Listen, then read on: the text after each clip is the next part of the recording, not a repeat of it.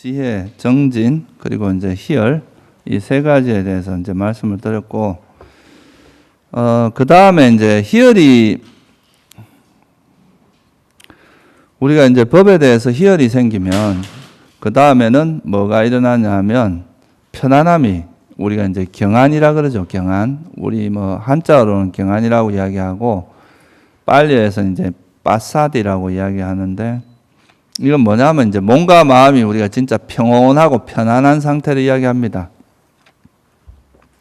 예를 들면 여러분들 이제 수행하시다 보면 되게 이제 막 몸이 날아갈 것 같고 이런 느낌이 들 때가 있잖아요. 그죠? 굉장히 가볍고 편안한 그런 게 일종의 경안 상태라고 할 수 있습니다. 몸도 가볍고 마음도 아주 가벼운 그런 상태가 되는 거죠. 이렇게 편안한 상태에서는 이제 불안한 것이 없어집니다. 불안하지 않고 아주 편안하고 고요한 상태가 되는 거죠. 이 편안함의 반대가 뭐냐면 들뜸입니다. 들뜸. 마음이 이렇게 붕 뜨는 거죠. 들떠서 이제 안정되지 않고 마치 여러분들이 만약에 이제 집안에서 어떤 일이 있다 그러면 이 자리에 있지만 계속 마음이 이렇게 엉덩이가 덜썩덜썩하면서 빨리 가야 되는데 이런 이제 마음이 들 수 있잖아요. 그런 것처럼 이제 들뜸이라고 하는 것은 그 순간에 그 대상에 이렇게 몰두를 못하게 만들어요. 계속 이렇게 마음이 불안하게 만들고. 근데 이제 여기는 그런 게 없다는 거예요. 희열이 일어나면서 현재 있는 이게 이제 기쁘고 즐거우니까. 그러니까 여기에서 지금 이제 이 대상을 알아차리고 지금 현재 이 순간이 너무나 편안한 상태가 되는 거죠. 그죠? 그러면 이제 그래서 이게 이제 편안함이라는 것이 생기고 이 편안함은 결국은 뭐냐 하면 이제 편안함이 일어나는 건 여러 가지 원인들이 있는데 첫째는 이제 우리가 수행자한테 뭐 여러 가지 원인 그게 있지만 물론 이제 우리가 마음으로서 수행을 하고 이런 것도 있지만 또 중요한 것 중에 하나가 이 몸도 중요하거든요. 그래서 이 몸과 마음이 이제 서로가 항상 연관성을 가지고 이제 일어나기 때문에 좋은 음식을 먹는 것도 이제 아주 편안함을 이끌어내는데 하나의 조건이 됩니다. 여기서 말한 좋은 음식이라는 것은 비싸고 뭐 이런 걸 이야기하는 게 아니에요. 그러니까 여러분들 몸에 적절한, 그러니까 영양가도 적절히 있고 그런 음식을 이야기하는 거죠. 그러니까 좋은 음식과 안락한 기후. 사실 우리나라만큼 이렇게 기후가 좋은 나라도 그렇게 흔치 않습니다. 사실 뭐 미얀마나 이런 데 가보면은 막 굉장히 덥잖아요. 덥고 여름에 이제 한참 더울 때 막 40도 넘어가고 이렇게 되면 그때 할 수 있는 건 땅바닥에 엎드리가 있는 것밖에 할 게 없어요. 땅바닥에 착 붙어가지고 바닥에 찬 기운을 느끼면서 그 정도로 더워요. 조금 움직이면 이제 숨이 탁탁 막히니까. 그러니까 근데 우리나라는 뭐 조금 더울만 하면 또 이렇게 선선해지고 또 조금 선선하다 싶으면 또 춥고 좀 춥다 싶으면 또 따뜻해지고 이런 이제 계절이 순환이 되기 때문에 수행하기에는 우리나라 기후가 상당히 좋은 기후 중에 하나입니다. 그리고 이제 자세가 편안한 것도 이제 이 편안함을 개발하는 데 도움이 되겠죠. 그죠? 근데 또 자세가 너무 편안하면 어떡하겠어요? 자겠죠. 그죠? 나는 제일 편안한 자세가 눕는 거다 하고 맨날 누워 있으면 그건 계속 졸음에 빠지고 이래 될 수 있는데 이제 편안하면서도 제일 오래 깨어 있을 수 있는 자세가 좌선 자세거든요. 그래서 이제 우리가 전통적으로 수행할 때 이 좌선 자세를 많이 쓰는 거예요. 그러니까 좀 익숙해진 사람한테는 이제 저는 그런 거는 경험을 못 해봤는데 이게 이제 결과부자를 아주 잘하는 스님들 이야기를 들어보면 그러니까 이제 누워 있는 것만큼 편하다 하더라고요. 그러니까 이제 결과부자를 앉아 이렇게 익숙해진 사람들은 그러니까 그런 때는 오래 앉아 있어도 전혀 이제 피로하지도 않으니까 이제 좀 더 오래 앉아 있을 수 있겠죠, 그죠? 그래서 보통 우리가 이제 수행자들이 좌선 자세를 많이 하는 이유는 그러니까 누워 있는 자세는 편안하긴 한데 졸음에 빠질 위험이 상당히 크단 말이에요. 마음이 느슨해지는데 정신적으로 깨어 있으면서도 이제 가장 편안한 자세 중에 하나가 바로 이 좌선 자세거든요. 그리고 적절한 노력. 아까도 말했지만 너무 과한 노력을 하면 몸이 편하질 않아요. 몸과 마음이 항상 이렇게 불안하고 뭔가 좀 안정감이 없고 이런데 노력을 적절히 해서 너무 이렇게 지나치다 싶으면 약간 물러서서 좀 편안함, 예를 들어서 뭐 편하다니 놀라는 이야기가 아니라 좌선을 너무 오래 하면은 이제 육체적인 피로가 쌓일 수가 있단 말이에요. 정신적으로도 피로하고. 그럴 때는 조금 뭐 걸어가면서 걷는 걸로 수행을 안 하는 게 아니라 그냥 자세를 바꿔줌으로써 피로도 훨씬 풀어지고 수행이 이제 훨씬 재미있어질 수도 있는데 너무 피로해지면 마음이 오히려 들떠거나 불안해집니다. 그래서 이제 적절한 노력을 하는 게 되게 중요합니다. 아까도 말했지만 우리나라 분위기는 너무 용맹 분위기예요. 용맹파라, 용맹파. 막 언제나 용맹, 막 일주일 용맹정진, 뭐 90일 용맹정진, 막 3개월간 용맹정진하고 이런 스님들도 많이 계시거든요. 그런 분들의 이제 노력이 비난하고 이런 게 아니라 그게 이제 적절한 조화를 이루면 훨씬 더 효과적인데 너무 무리를 하게 되면 잠을 적게 자게 되면 이제 또 몸에 무리도 갈 수 있고 그래서 부처님은 이제 그런 너무 극단적인 그 상황 그런 거 일종의 약간 고행에 가깝거든요. 그 극단적인 것보다는 적절한 노력을 이제 항상 강조를 하셨죠. 그러니까 너무 이제 거친 사람을 멀리하고 좀 편안한 사람을 가까이 하는 게 좋다. 이게 이제 우리가 편안함을 개발하는 좋은 방법입니다. 그러니까 부처님께서는 이렇게 마음을 되게 강조를 하셨지만 또 몸이라고 하는 것도 무시하고 그러진 않았어요. 몸도 적절하게 잘 이제 우리가 유지를 해야 또 몸이 아프면 일단 수행을 하기가 힘들거든요. 그래서 몸도 건강하게 이제 잘 유지를 해야 여러분들 수행도 잘 할 수 있기 때문에 음식이나 뭐 잠자는 거 이런 거는 적절하게 잘 하면서 몸을 잘 유지하면서 하면 이제 수행을 아주 편안하게 할 수 있다 이거예요. 바른 노력을 하면은 이제 수행이 아주 편안하게 할 수 있는데 너무 이제 과하게 노력을 하게 되면 그게 이제 소위 말해서 노력이 너무 과한데 그거를 이제 정서적으로 뒷받침이 안 되면 어떻게 돼요? 여러분들 일은 너무 하는데 막 그거 잘 쉬어주질 못하면 어떤 현상이 일어나니까 병이 나죠. 그러니까 수행에서도 너무 노력이 과하고 그걸 적절히 쉬어주질 못하면 소위 말해서 뭐 상기병이나 이런 병이 생길 수 있습니다. 그런 건 사실 기가 문제다 이렇게 말할 수도 있지만 더 정확한 이야기로 말하면 이건 균형이 깨진 겁니다. 조화가. 자기 몸에 너무 오바되게 자기 몸에 너무 과하게 노력을 기울이다 보면 그게 이제 몸이 감당을 못하게 되고 그래서 생기는 문제가 많거든요, 이게. 그래서 이런 편안함은 또 뭐를 이끌어주느냐 하면 삼매를 이끌어냅니다. 아까 제가 말씀드릴 때 뭐라 그랬어요? 지혜의 원인이 뭐라 그랬어요? 지혜의 주된 원인은 경전에 보면 항상 삼매를 기반으로 해서 기반경이나 뭐 토대경 이런 데 보면 삼매를 기반으로 해서 여실직연이 생긴다. 이런 말씀들이 자주 나와요.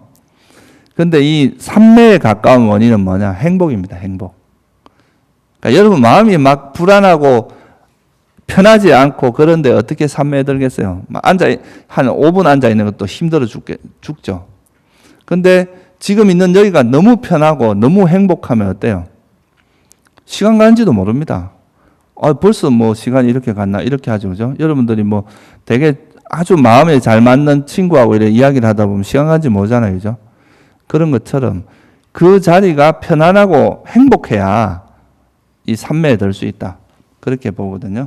그래서 이 편안함, 몸과 마음의 이런 편안함이 뭐를 이끌어내냐 하면 삼매를 이끌어냅니다. 그래서 그 칠각지의 다음 요소가 바로 삼매죠. 이 삼매는 특징이 뭐냐 하면 산란하지 않은 것이 특징입니다. 마음이 이제 고요하고 이렇게 산란하다는 건 뭘 의미하냐면 여러분들 뭐 어릴 때 그런 거 경험 있으신지 모르겠는데 이렇게 나무를 이렇게 모닥불 같은 거 이렇게 피고 나면 재만 남잖아요. 거기다 돌을 이렇게 탁 던지면 어때요?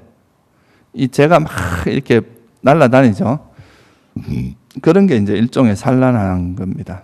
이렇게 막 흐트러지고 마음이 그러니까 여기 갔다 저기 갔다 막 이런 게 산란함인데 삼매는 그런 게 없다. 마음이 아주 고요하고 이제 편안한 상태가 되는 거죠. 그래서 산란함이 없고 동요함이 없다. 마음이 고요한 상태를 이야기하죠. 가까운 원인은 행복입니다. 삼매에 가까운 원인은 경전에도 보면 행복한 마음이 삼매에 든다. 이런 표현들이 자주 나와요. 그래서 이제 희열이 있으면 경안이 있고 편안함이 있고 편안함이 또 행복, 이런 선정의 삼매에 들게 만든다는 거죠.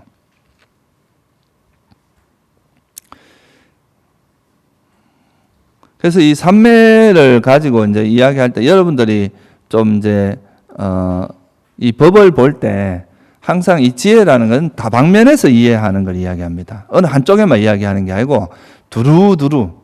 예를 들어서 내가 이런 이제 뭐 이런 녹음기에 많이 전문가다 이러면 녹음기 요 껍데기만 안다고 해서 전문가를 하진 않죠. 이게 구성이 어떻게 돼 있고 이 부속은 뭐고 이런 걸 뭐 두루두루 모든 걸 아는 걸 이제 전문가를 하잖아요. 이 지혜라는 것도 이제 우리가 이야기를 할 때 여러 가지 측면을 꿰뚫어 아는 걸 지혜라고 하기도 합니다.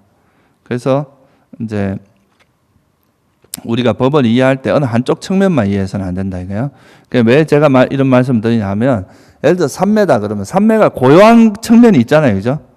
근데 또 고요한 것만 너무 이야기를 하면 어떻게 되냐면 잠을 잘 때도 고요합니다. 여러분들 앉아서 이렇게 탁 앉아서 잠을 자보면 되게 고요해요. 왜냐하면 잠잘 땐 생각이 별로 없기 때문에 생각이 멈춰져야 잠에 드니까. 그죠?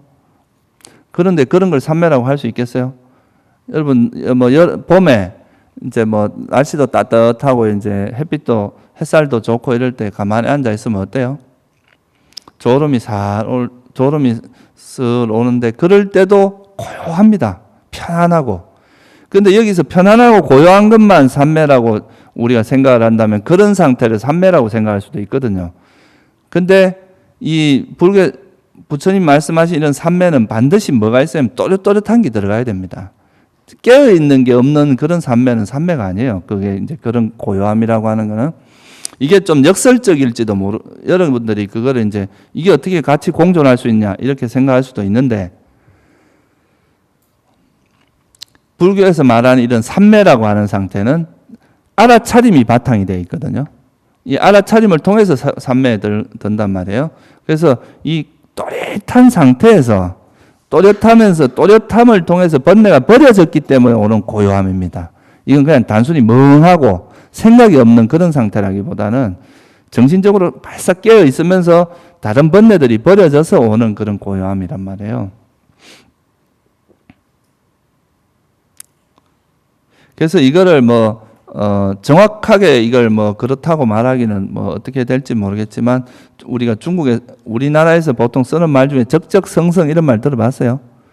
적적함이라는 건 되게 고요하고 이제 그런 상태를 이야기하고 성성하다는 것은 깨어 있는 상태를 이야기하거든요. 그래서 이게 이제 그런 또렷하고 이런 고요한 이런 것은 이 삼매에서 깨어났을 때 이건 지혜로 바로 작용을 합니다. 지혜로 전환을 할 수 있어요. 이런 상태는 그런 마음 상태를 가지고 우리가 어떤 법에 대해서 이제 조사를 하거나 반조를 하면 굉장히 깊은 지혜가 개발되는데 자다일란 사람한테 그 연기에 대해서 한마디 일러봐라 이러면 무슨 이야기를 하겠어요? 예? 멍해가지고 지금 지금 무슨 소린지 일하고 있을 텐데. 그러니까 이게 삼매라는 것은 지혜의 원인이 된단 말이에요. 그러면 이 정신적으로 굉장히 또렷한 상태다 이거죠. 그러니까 그거를 놓치면 안 됩니다. 보통 우리가 고요함만 이야기하고 집중된 상태 이런 것만 이야기하는데 그러니까 삼매는 여러 가지 측면을 가지고 있다는 것을 이해하시는 게 좋을 것 같아요. 그러면 이런 삼매의 원인은 뭐냐 하면 이런 사마타의 표상, 다시 말하면 덜숨 날숨 이것도 사마타의 표상이 될 수 있고 또 니미따 같은 것도 표상이 될 수 있어요. 그래서 그런 것에 계속 현명하게 지혜롭게 알아차림을 하는 이것이 이제 삼매의 원인이 되고 토대를 깨끗이 한다는 건 주변이 너무 시끄러우면 주변이 지저분하거나 정리가 안 돼 있으면 그게 또 우리 마음을 산란하게 한단 말이에요. 그래서 그런 주변 정리를 잘 하는 것도 의미합니다. 그래도 아무래도 빈 방에 깨끗하고 이런 빈 방에서 수행하는 게 좀 수행하는데 방해가 덜 되지. 막 온갖 것 쓰레기도 있고 막 지저분하고 이런 상태에서 그 수행을 하는 것은 별로 바람직하지 않겠죠, 그죠? 그런 걸 의미합니다. 그리고 아까처럼 오건을 균형, 그러니까 지혜와 신심을 잘 균형을 잡고 노력과 이런 쉬는 것, 편안함의 균형을 잘 잡고 이렇게 균형을 잘 잡아서 수행하는 거, 그거를 이제 이야기하는 거죠. 그래서 저는 이제 불교 수행이라는 것이 좀 다른 말로 하면 세속적인 것과 좀 다른 거는 세속에서는 막 극단적으로 한 곳에 열심히 해도 잘 할 수도 있잖아요, 그죠? 근데 이 불교 수행은 정말 적절한 균형입니다. 균형 감각이 아주 중요해요. 어떻게 보면 중도란 말도 다른 말로 하면 이제 균형 감각의 어떤 모습이라고 말할 수도 있어요. 어느 한쪽에 치우친 게 아니라 아주 이제 균형 잡힌 마음, 균형 잡혀서 어떤 사물을 바라보는 거. 근데 보통 탐욕이 작용하거나 성냄이 작용하면 균형이 깨집니다. 그러니까 이제 이게 편견이 생기고, 그죠? 그래서 이제 오건을 잘 균형 잡아서 수행해야 되고, 또 적당한 때에 마음을 절제하고 격려하고 평을. 그러니까 이것도 마치 적절하게 잘해야 된다 이 말이죠. 이것도 균형 감각하고 관계가 있어요. 너무 이제 뭐 적절하지 않은 때 뭐 수행을 하거나 이렇게 하는 건 바람직하지 않죠. 또 장소도 중요하고요. 보통 이런 산매를 닦을 때는 좀 고요한 곳이 좋아요. 뭐 어느 곳에서도 산매를 닦아야 된다. 그래가 노래방에 가서 이제 나도 한번 닦아봐야 되겠다. 그러면 안 되겠죠, 그죠? 적절한 장소와 적절한 곳에서 이런 이제 수행을 해야 되는 거죠. 또 산매에 든 사람을 가까이 하는 것도 굉장히 중요합니다. 이게 선정에 들어있는 사람 옆에서 이래 수행을 해보면요, 훨씬 잘 됩니다. 그 영향을 봐. 이것도 일종의 우리가 실제 이건 심리학에서도 그런 조사를 한 거예요. 실제 주변에서 만약에 막 이렇게 막 악한 마음들이 막 일어나면 그 있는 사람들도 영향을 받거든요. 근데 선한 마음도 이 파급력이 있다는 거죠. 전염이 된다, 이것도. 하품만 전염된 게 아니고, 이런 선한 마음도 주변에 전염이 되고, 불선한 마음도 전염이 됩니다. 그래서 산매에 들지 않는 사람은 좀 멀리 하고, 마음이 고요하고, 그런 사람을 가까이 하는 것이 이제 좀 더 좋죠. 그래서 여러분들이 보통 보면 그렇죠. 집에서 가족이 이래 있고 막 TV도 있고 이런 데서 수행하는 게 잘 돼요. 아니면 이렇게 절에 와서 좀 이래 수행하는 사람들끼리 있을 때 훨씬 잘 되잖아요. 그죠? 선방에 가서 하고 그러면. 그런 게 바로 이제 이런 주변의 도반들이 이래 마음이 고요하면 같이 이렇게 좋아지거든요. 근데 막 들떠 있는 곳에 가면 내 혼자 아무리 고요하게 있으려고 해도 자기 힘이 약하기 때문에 오히려 이 번잡한 데 휩쓸려 버리거든요. 그래서 이제 이런 좀 수행하는 사람들이나 마음이 고요한 사람들과 가까이 해야 된다는 거죠. 그러니까 이제 초보자일 때일수록 수행하는 곳에 가서 수행을 하는 게 좋습니다. 혼자 수행하기는 좀 어려워요. 이게 사실 뭐 스님들도 적어도 뭐 10년, 20년 이제 공부를 하고 나서 토굴이라고 하는 이제 혼자 가는 데 가라 그러거든요. 초학자들이 이제 토굴에 가서 공부를 하면은 이게 문제가 될 가능성이 많아요. 이제 자기 스스로 자기를 이렇게 끌고 갈 만한 힘이 없기 때문에 뭐 잘못하면 이제 나 홀로 도인이 되기가 쉬워요. 아무도 인정 안 해주는데. 그러니까 내 혼자는 이제 뭐 도인이 될 수도 있고 또 잘못된 길로 갈 수도 있어요. 외도의 길로. 그래서 처음 수행할 때는 좀 좋은 도반들과 함께 일해 하는 것이 훨씬 유리합니다. 그래서 이제 경안을 통해서 우리가 이제 편안함, 아까 말씀드렸듯이 바른 노력을 하면 뭐가 생긴다 그랬어요? 이런 편안함이 생기죠, 그죠? 이 편안함을 통해서 우리 마음이 아주 고요하고 행복해져요. 그러면 이제 어디로 가느냐 하면은 산매가 이제 형성이 됩니다. 이 산매라고 하는 것은 이제 뭐 앞에서도 말씀드렸지만 이제 크게 나누면 한 3가지 종류로 나눌 수 있어요. 첫째는 뭐가 있어요? 이제 순간순간 산매라고 해서 찰나 산매라는 게 있어요. 찰나. 이 딱 순간순간.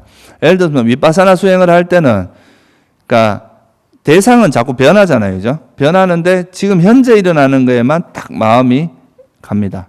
현재 일어나는 거를 이렇게 액면 그대로만 딱 받아들여요. 이거에 대해서 생각이 벌어지는 게 아니라 그냥 일어나는 현상 그대로만 이렇게 알아차리는데 이런 것은 찰나산매라고 하는 게 형성이 돼요. 근데 이제 또 그다음 두 번째는 뭐가 있느냐 하면 근접산매라는 게 있어요. 이거는 이제 거의 산매에 가까이 갔다. 선정에 거의 가까이 간 상태를 근접산매라고 이야기를 하죠.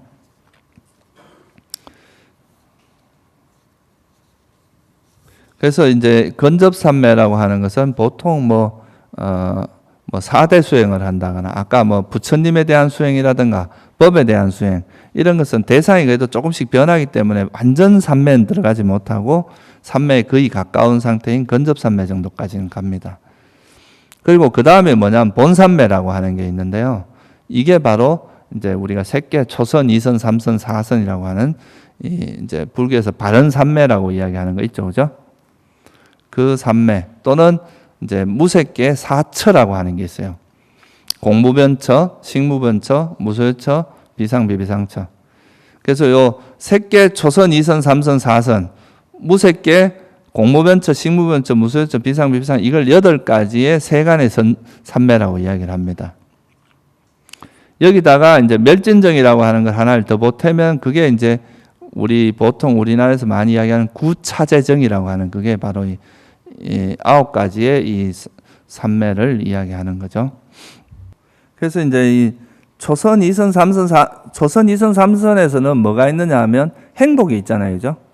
행복이라는 게 있기 때문에 이런 그 평온이라는 것이 행복이 더 뚜렷하니까 평온이 좀 감춰진 상태가 돼요. 근데 사선에서는 이제 이런 행복이 버려지고 평온한 느낌으로 바뀌기 때문에 그때는 이 평온이 딱 뚜렷하게 부각이 되면서 이 평온의 마음이 이제 이렇게 우리 마음에서 아주 주된 형태로 나타나게 되는 거죠.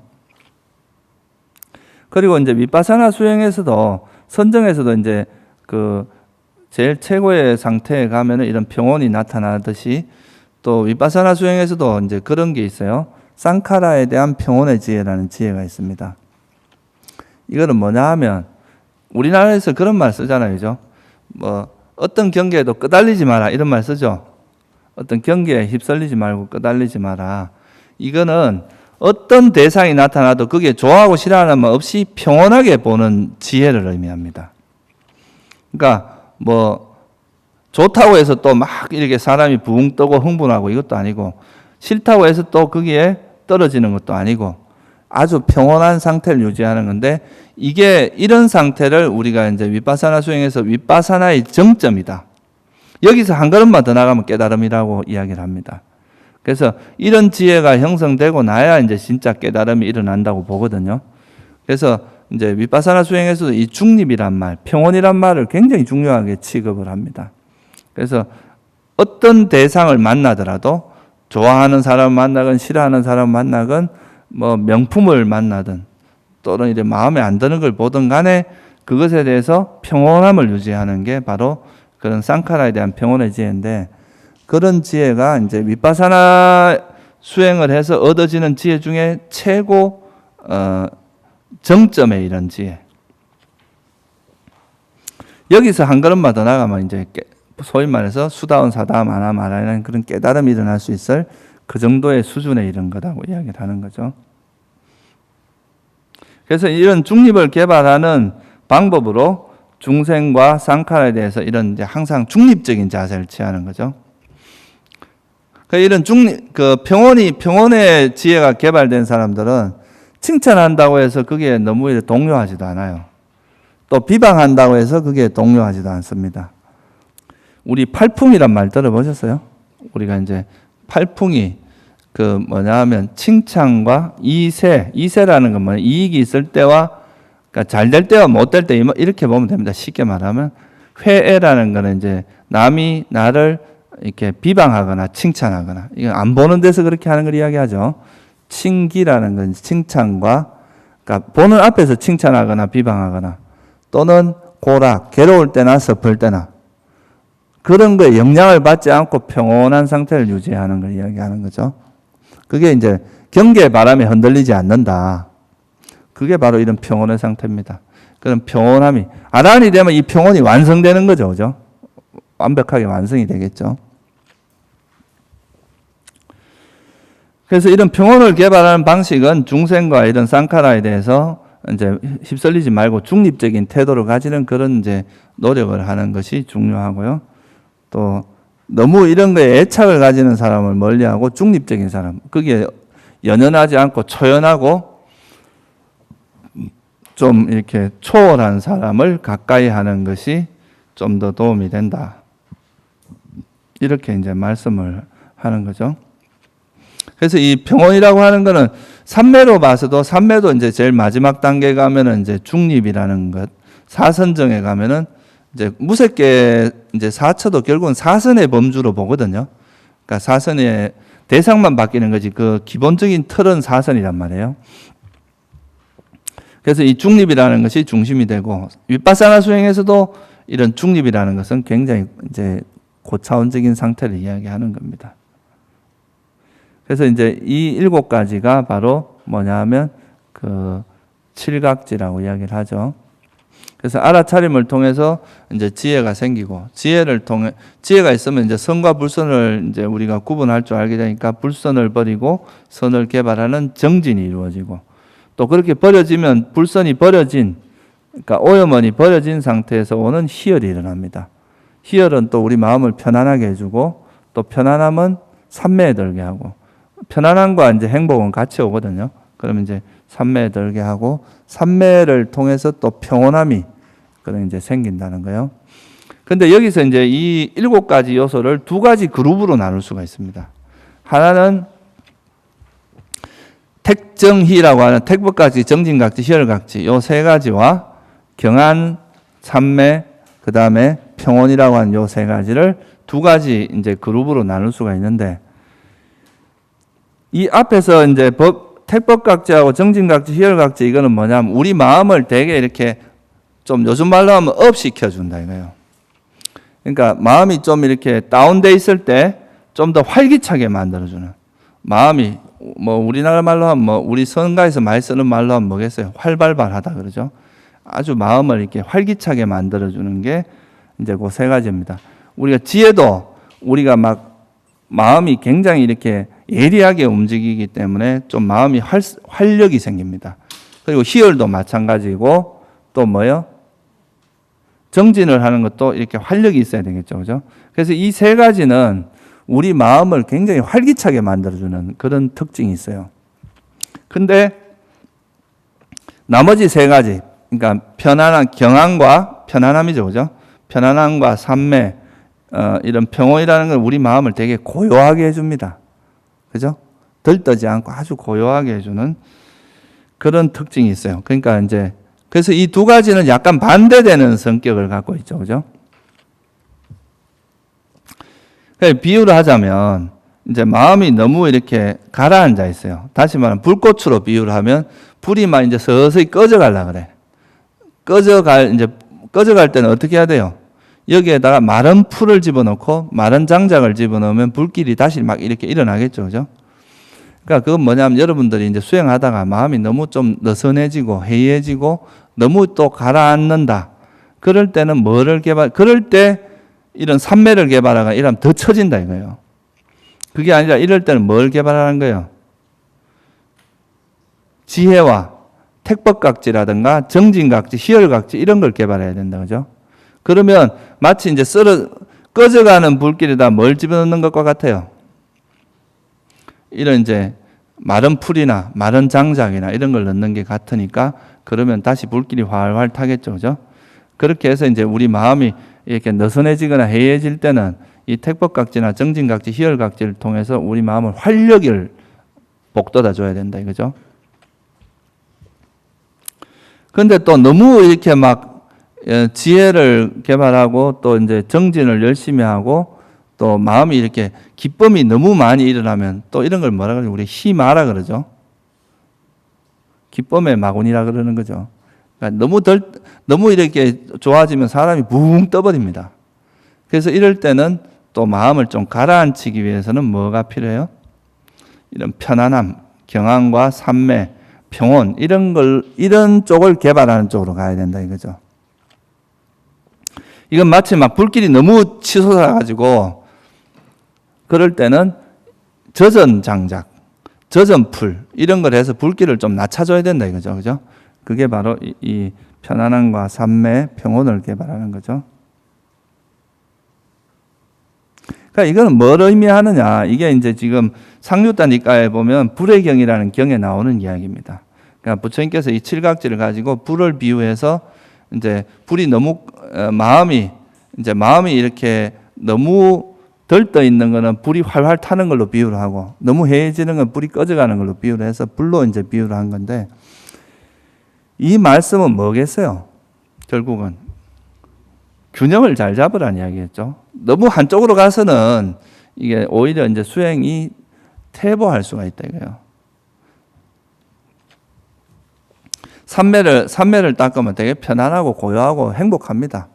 근데 이제 너무 막 딴 거 안 하고 삼매 쪽으로만 계속 하다 보면 사람이 활력이 없어지고 그냥 막 딴 거 하는 게 다 귀찮아지고 오직 그냥 편안하고만 있으려고 하게 되고 그러면 그 편안함만 즐기려고 하기 때문에 이런 경우는 이제 지혜가 개발이 안 되고 거기에 빠져버리게 됩니다. 근데 또 너무 막 이렇게 이제 활력만 하다 보면 사람이 옆에서 봐도 막 붕 떠갖고 뭐 맨날 빵글빵글 웃고 다녀서 좋긴 좋은데 너무 사람이 붕 떠버리는 거죠. 그죠? 그래서 이제 그럴 때는 또 수행자가 이렇게 기본적으로 딱 이게 정신이 차려지는데 그러면 또 들떠버리게 되면 알아차림이 없어져 버립니다.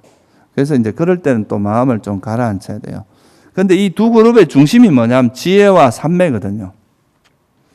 산매는 고요함의 대표격이고 지혜는 또 우리 마음을 되게 활기 있게 만들어주는 거죠. 그죠? 그래서 이 산매와 지혜가 적절히 균형이 잡혀져야 된다. 너무 지혜 쪽으로 가도 또 사람이 들떠올 수 있고 너무 산매만 닦다 보면 사람이 그 해이해지기가 쉽다. 게을러지기가 쉽다 이거예요. 그래서 이 어느 한쪽을 적절히 이제 내가 만약에 이제 지혜 생활 속에서 알아차림을 해서 윗바사나를 하다가 너무 마음이 들뜬다 싶으면 가끔 앉아서 마음을 가라앉힐 필요가 있다 이거예요. 또 너무 앉아있다가 또 마음이 너무 가라앉는다 싶으면 지혜를 개발해서 또 마음을 활력을 주고 그래서 이 두 가지를 잘 조화롭게 하는 것이 수행을 아주 이제 효과적으로 하는 거고 그렇게 해야 이제 힘이 안 듭니다. 수행하는 게 재미가 있고 너무 무대포로 수행을 하면은 몸은 상하고 이제 수행의 성과가 없고 그래서 수행하기 힘들어져요. 그래서 이 두 가지를 잘 균형을 잡기 위해서는 또 알아차림이 필수적이겠죠, 그죠? 아, 내가 지금 너무 들떠 있구나 하면 얼른 알아차려서 반대로 좀 개발을 한다거나 이렇게 해서 또 그걸 가라앉히고 또 너무 이제 마음이 많이 해이해져 있다 싶으면 그걸 알아차려서 또 그 반대를 개발함으로써 균형을 잡아주고 그래서 지금 이제 알아차림에서부터 칠각지가 이루어지는 걸 우리가 평온한 마음에서 다시 또 이제 이 알아차림에서 평온까지 가는 이런 과정도 설명했지만 또 이 두 그룹이 균형 잡는 것도 있다는 거 그런 것도 여러분이 좀 이해를 하시면 좋을 것 같아요. 아까도 말씀드렸지만 이 수행이라는 것은 거의 균형 감각입니다. 균형을 잘 잡아야 되는 거고 그래서 이제 이런 칠각지를 관찰하면 이제 아까 5장에서 이야기했듯이 일어나고 사라지는 그 현상도 관찰하게 되고 나한테 이렇게 일어나듯이 다른 사람에게도 일어날 수 있다는 것도 알게 되고 그리고 이제 이 칠각지라고 하는 것조차도 이거는 이제 어떻게 보면 조건에 의해서 일어나고 사라지는 거다. 그런 걸 이해해서 이것이 마치 뭐 실체가 있는 것처럼 지혜라는 뭐가 있는 지혜도 너무 지혜 자체는 문제가 아니지만 지혜에 집착을 하게 되면 이것도 역시 장애 요소가 일어나는 게 되겠죠, 그죠? 그래서 이제 이런 지혜를 또 지혜라는 것도 역시 무상한 것이다. 그래서 우리가 앞에서 제가 그런 말씀 잠깐 드린 적이 있을 텐데 윗바사나를 또 윗바사나해라 이런 말이 있어요. 그러니까 여러분들이 수행을 해서 얻은 이 지혜조차도 변한다는 거예요. 계속 항상 하고 변하지 않는 실체로 보면 안 된다 이거예요. 안 그러면 여기 집착을 하게 된다. 내가 뭘 알았다 이런 거에 대한 집착이 붙을 수가 있는데 이것도 변화는 하나인 걸로 본다면 거의 집착하지 않고 그냥 그걸 이렇게 그대로 볼 수 있는 힘이 생기겠죠. 그러니까 사실 내가 뭐 똑똑하고 내가 어리석다기보다 지혜가 작용하면 여러분 똑똑한 사람이 되는 거고 번뇌가 작용하면 바보 같은 사람이 되는 거고 이런 겁니다. 그러니까 그건 내라는 것이 아니라 그 어떤 법이 작용하냐에 따라서 결정이 되는 거다. 이렇게 말할 수가 있겠죠. 그죠? 그러니까 이건 이제 끝으로 뭐 이제 그 칠각지라고 하는 것도 역시 아까 말씀드렸듯이 이게 우리가 보통 이제 장애 요소가 나쁜 거라고 버리는 거 이런 거는 누구나 다 이제 쉽게 생각을 하는데 그 지혜가 나타났을 때 이건 좋은 거니까 내가 당연히 내 거고 뭐 내가 얻은 지혜다 이렇게 집착하기 쉽다 이 말이에요. 근데 좋든 나쁘든 간에 거의 집착을 하는 건 여전히 장애 요소입니다. 그래서 그 지혜도 일어나더라도 그냥 지혜가 계속 작용하게만 하면 되는 거지 이 지혜 내가 얻었다 내 것이다 이런 집착을 하는 것은 바람직하지 않다는 거죠. 그죠? 그래서 이제 지금까지 요 칠각지에 대해서 제가 이제 간단히 설명을 드렸는데요. 결국 요 핵심은 그겁니다. 오장애나 칠각지가 오장애 같은 경우는 어떻게 하면 일어나면 일어나는 거 알고 사라지면 사라지는 거 아는데 아직 일어나지 않은 것을 안 일어나게 하는 게 이건 주된 목적이죠. 그죠? 일어난 것은 빨리 버리고 일어나지 않은 것은 안 일어나게 다시는 일어나지 않게 하는 것이 그런 지혜를 개발해야 되고 칠각지는 어때요? 뭐 일어나는 거 알아차리고 뭐 사라진 것도 알아차리는 것도 기본이지만 이거는 아직 일어나지 않은 것을 어떻게 해야 돼요? 일어나게 해야 되고 일어난 것은 사라지지 않게 지속되게 계속 그 칠각지의 법이 계속 일어나도록 하는 노력을 기울이는 거죠. 그죠? 그런 것을 여러분이 철저히 이해하는 게 바로 이 법념체에서 오장애와 칠각지를 확실히 이해하는 것이다. 이렇게 이제 요약을 할 수가 있습니다.